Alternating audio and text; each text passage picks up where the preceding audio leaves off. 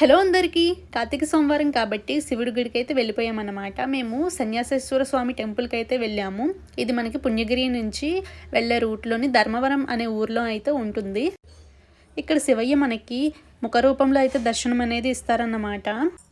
పూర్వకాలంలో ఒక రాక్షసి చిన్నపిల్లల్ని భక్షిస్తూ ఉండేది. అప్పుడు ఊరి జనాలంతా ఈ స్వామికి మొరపెట్టుకుంటే ఈ స్వామి ఆ రాక్షసిని నిర్బంధించి తనకు అనుగ్రహం కలిగించి తమ గుడిలోనే పైడిమాంబగా పూజలు అందుకునేలా చేశారన్నమాట.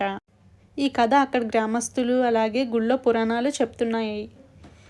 అందుకే ఈ గుడి సంతానోత్పత్తికి ప్రత్యేకంగా నిలిచిందనమాట. ఇక్కడ సంతానం లేని వాళ్ళు ప్రతిరోజు వచ్చి ప్రత్యేక పూజలు అనేవి జరిపించుకుంటున్నారు స్వామివారికి.